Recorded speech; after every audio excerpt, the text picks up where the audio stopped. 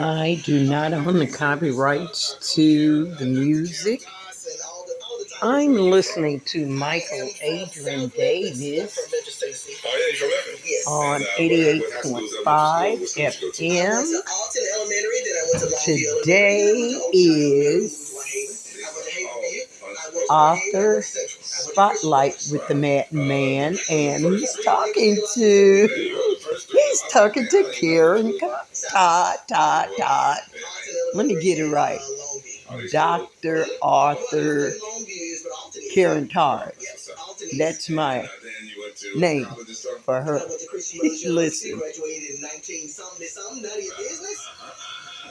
With a bachelor's in telecommunications, and then I got my master of divinity from Memphis Theological Seminary, and then I got my doctorate in ministry also from Memphis Theological Seminary. Oh, master, we call you master. Please don't. Anyway, and so then from there, you went into ministry. Of course, that's probably, well, I'm sure I'm missing some pieces. Yeah. So after you got out of college, what did you do first? Worked at Sears, Kroger? I worked at, no, neither of the two. I worked at, it was Seven Oaks first.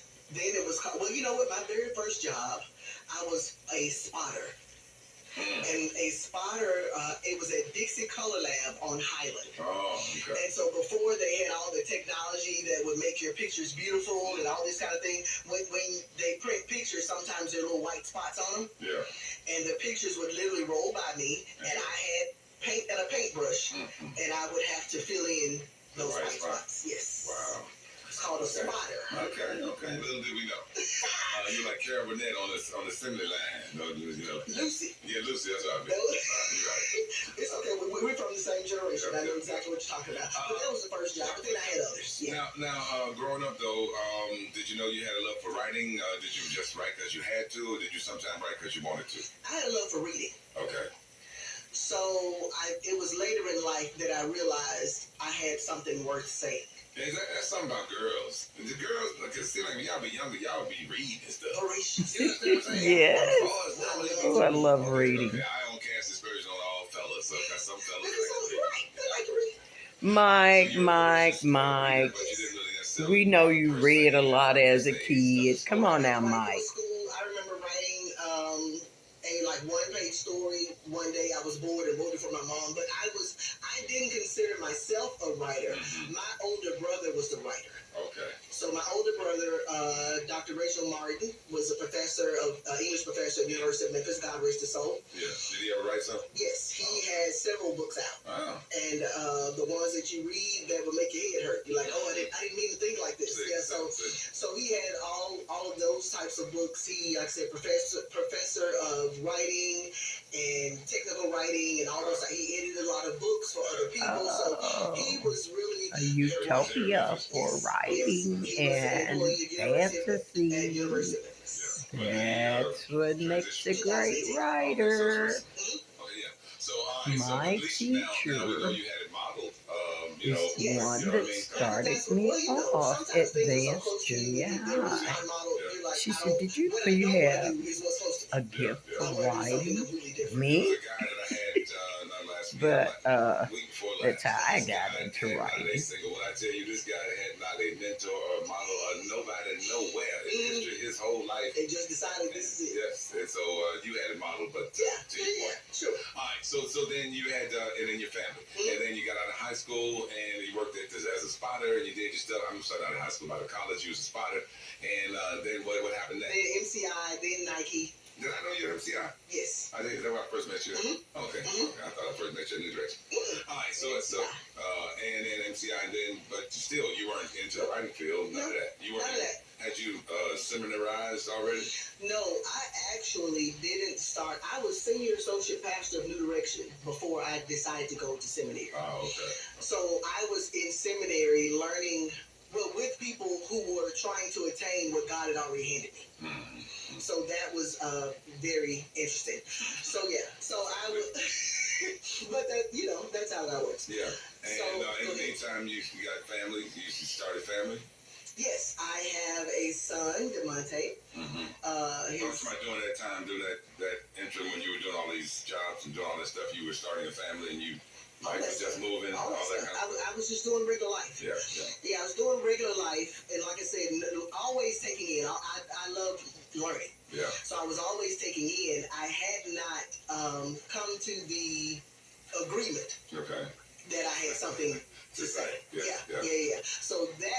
out more so at New Direction. And what I found are the people who, I ain't gonna say tough life, but who have experienced a lot of stuff. You know what I'm saying? You get to see and feel and know, and then you get to see other people. You know what I'm saying? Yeah. Now this is the serious side of the madman, you guys. Listen. Actually almost live out those scenarios without living out those scenarios. And when I listen to you and hear some of your commentary, a lot of that stuff you ain't never been through personally, but you've been around people and you've seen it. Absolutely. And so is there any value in that, like for people that are listening right now, of gleaning information, and how do you retain it? Is it just in your spirit, or do you right well, now? There are lessons that you don't have to live to learn. Okay. Unfortunately, many people don't take that piece. They have to go through it. Yeah. But and even when you're trying to teach your children, those that you're mentoring, that's what you're doing. You're giving them your life lessons. So that's that what Betty Wright said. In order to have something, you gotta go through something. Trials and tribulations, like everyone else. The ones that people know the most about are the number of family members that I've lost. Okay. So I understand the grief. I'm not arrogant enough to tell people, oh my God, I know exactly what you're going through, because I don't. I don't know your relationship with your mom. I don't know. Come on now, keep it real. Keep it real. So, say that. I lost my daughter when she was 10 weeks old. Then it was my sister. Then it was my mother. Then my grandmother. And my grandmother and my brother that I just mentioned, they were 30 days apart. And that was my older brother. And then my younger brother during the pandemic in 2020. So I have experienced a lot of loss. So close loss. Yes, close loss. Cousins and uncles and granddaddies. My boy be right on it. Mike is just so cool. I love him. Because he's so perverse. I was a middle child. And now in my family of origin, I'm an only child.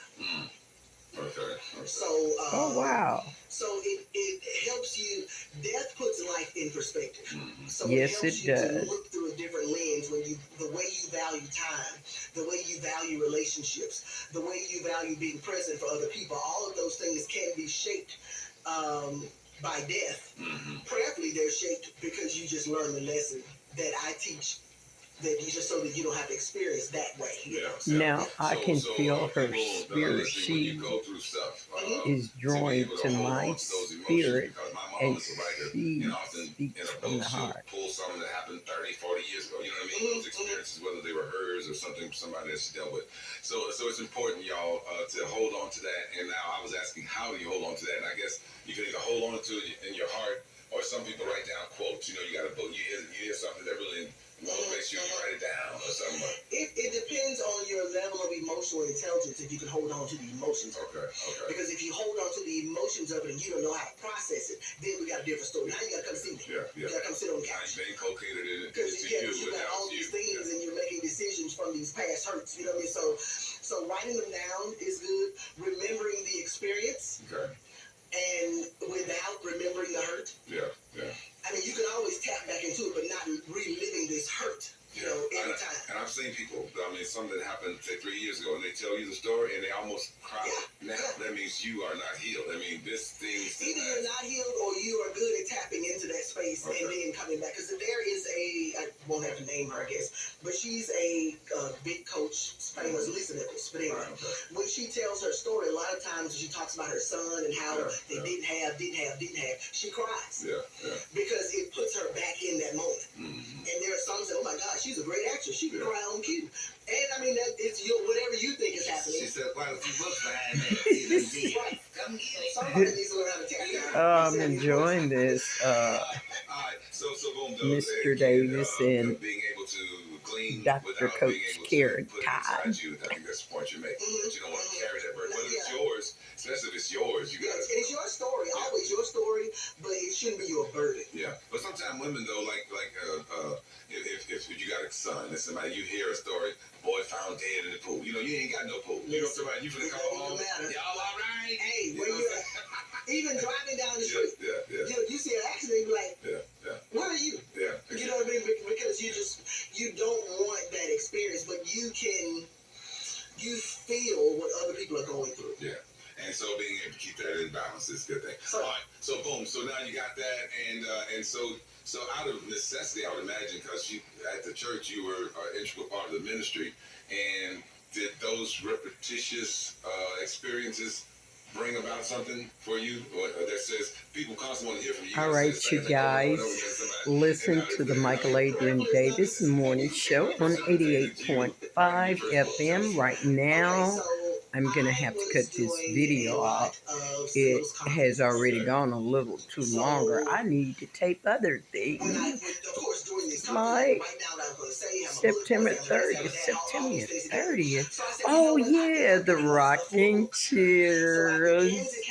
First anniversary. And guess who's gonna be in the house? Your girl Shayla. Yes, I will be there at the Adult night spot for grown folks only. If you ain't grown, stay at home. Okay, you guys, Michael Adrian Davis, kudos to you and your guests. Remarkable job, remarkable job. And I always listen from time to time to Coach Karen and everything. And she has a flavor that touches my heart and my soul. Thank you, Dr. Todd. And I gotta run because I have other things to do, but I wish I could stay and listen till the end. Smooches, you guys. You study for that. You study for school. You study to preach. But then some people, not many, some people forget to just study for yourself. And so I had to be very intentional about going back and doing devotions every morning and